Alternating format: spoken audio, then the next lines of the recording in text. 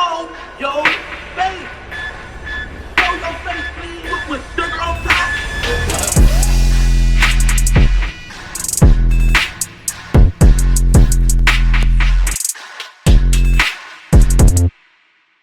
Hey, what's up, y'all? Y'all know my slogan. I don't know it all,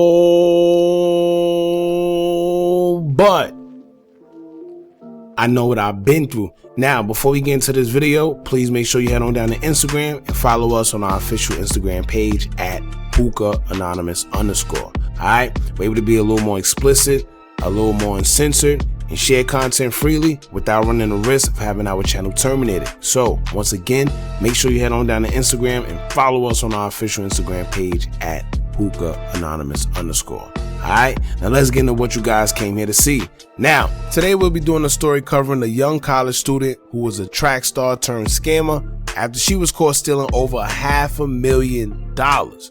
Police also allege that the theft may also reach up to $1 million actually upon further investigations, so it's safe to say that she definitely pulled off an elaborate scheme. However, it's always that one little mistake that causes us to slip up sometimes when we aren't careful, and that's the part that I want to mainly get into with y'all today. So once again, if you're not subscribed, take the time to do so now. Get notified so everybody else will get notified when we drop videos in the future, and help us spread videos like this all across YouTube. Now, 19-year-old college student Ariel Foster, who attended LaSalle University in Auburn, Massachusetts, was accused of stealing nearly $1 million in a credit card scam back in February. Foster worked in an affordable jewelry store part-time called La Vista in the Burlington Mall located in Burlington, Massachusetts. Foster was also a student athlete as she ran track for college, but most are wondering more how she managed to run off with over $1 million from an affordable jewelry store. And here's how she did it. Now, prosecutors say that within a span of 3 weeks in just January, Foster made 8 fake transactions that racked up to $547,187. Now, she was able to do this because investigators believed that she would mark up an item's price, then return them for the original price and put whatever the difference was on her credit card. Prosecutors also say that Foster tampered with the security cameras in the store to also block the bogus transactions she was making. She thought she was being careful, but one tiny mistake led to her being caught, despite all the covering up she attempted to do. Foster got loose and put her guards down as she rung up an order totaling up to $1 million, but forgot to close out the screen before leaving the work computer. It's not specified how she left the computer, because I find it kind of strange that she would just leave a hefty transaction like that open, knowing that she's doing something illegal, knowing that she had co-workers in the store. You know, maybe she went to help a customer, maybe she got sidetracked and had to get something from it in back of the store, who knows. But a co-worker managed to get behind the computer screen, see the amount of the transaction that was falsified, and called the police. Now, Foster will soon be arrested on campus and charged with grand larceny, as she was arraigned in Woburn District Court and later set free on $1,000 bail. If you were wondering where the proceeds from her elaborate scam went, well, it's been reported that Foster bought a $35,000 Tesla, spent $5,000 on a Louis Vuitton purse, $6,000 on Delta airline tickets, and $20,000 on a hotel in Maui, Hawaii. Honestly, it don't sound like she spent much, but she really didn't get a chance to, being that her scamming career was very short-lived. Police also seized the Tesla, but also says that it's not clear how much of the money they will be able to recover. Also, when investigators started digging more, the prosecutors said they found the fraud happened on even more dates than they originally calculated. So what started as a $500,000 larceny accusation nearly doubled to almost $1 million and maybe more. But y'all know how that go. The numbers that you hear on the news, usually never accurate. You know, usually it just means that that's the amount that the police was able to account for. That's what they caught. You know, it's no telling how many other times the crime was committed before the police actually got on them, or, you know, the suspect was actually caught. So sometimes the police can be accurate, but majority of the times they're not. Now, court records show Foster eventually admitted to the scam in an interview with investigators and also apologized. It's also reported that Foster had been the subject of investigations into similar credit card fraud to just keep up with paying tuition. After being bailed out, she was ordered by the judge to stay away from the store, mall, and all the employees of La Vista. As for her crime, she's being charged with the grand larceny more than $1,200 and faces up to 5 years in prison. I know it sounds crazy, but if you get the right lawyer, she wouldn't even do the whole 5, especially being that she has a clean background and attends school and might only end up doing 3.5 years to maybe 4 or 5. Who knows? But honestly, I don't really see her doing any more than like 3.5, you know? Now, here's the ironic part that I find a little crazy, because according to them, she scammed the store for about $1 million real quickly. You know, my thing is, what does that say about the store? You know, how was she able to do this in such short time? What does that say about the security in the store? Are they upping the security? You know, are they taking any measures to where it won't happen in the future with other co-workers?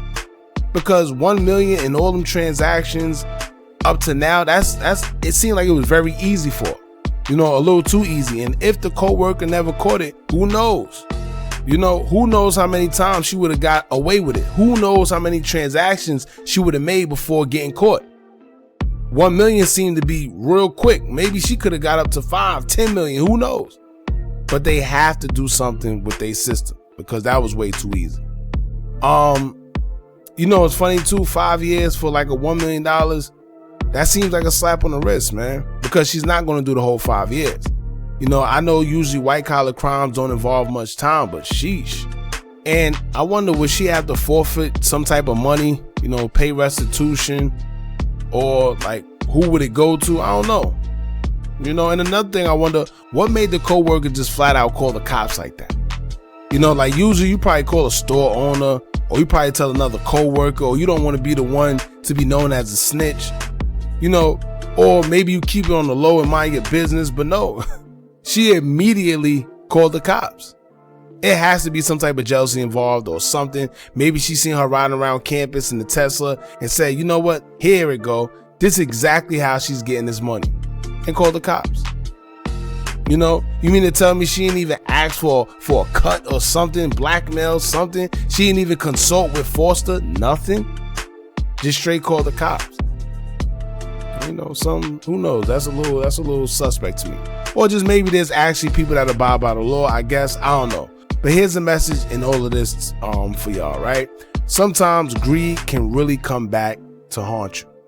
You know, they said in 3 weeks she made 8 transactions, made $500,000, and then still decided to go big and now do one large transaction for $1 million, and that's where she got caught. You know, she didn't even need to do the $1 million transaction, and $1 million, sheesh.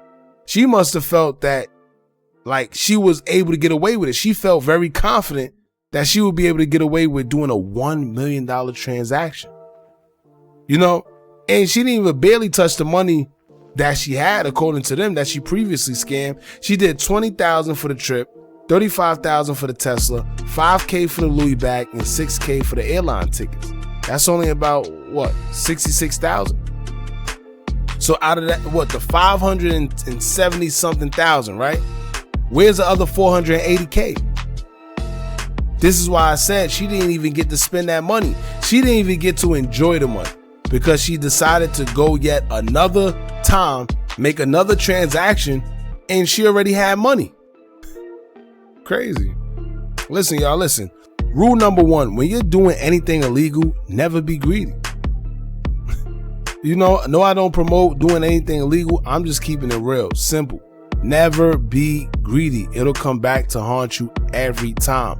I've had personal experiences where I done been greedy while out, you know, being out in the street, and it came back every time. It just does. So I hope she at least did get to spend the money somewhere on something, and maybe the police don't know about it, because now she'll have to potentially spend 3 to 5 years behind bars, you know, without spending that money. And as a matter of fact, here's a question, right? Is 3 to 5 years actually good for $1 million in return? You know, like, do you think the reward outweighed the risk in this situation? Because I know some people saying right now, man, listen, I'll take $1 million for a little 3 years, 4 years, 5 years. Some people really think like that. Some people feel that jail just is nothing. They could do that in return for $1 million. You know, so I would like to know if y'all think that the reward outweighed the risk, or vice versa. Alright, y'all jump in the comments, let me know how y'all feel. This is the story, the fraud story behind Ariel Foster. Don't forget to like, comment, share, and subscribe. Hit that bell so you're notified every time we drop new content. And remember, as long as you keep on watching, I'm going to keep on dropping. And I'm out.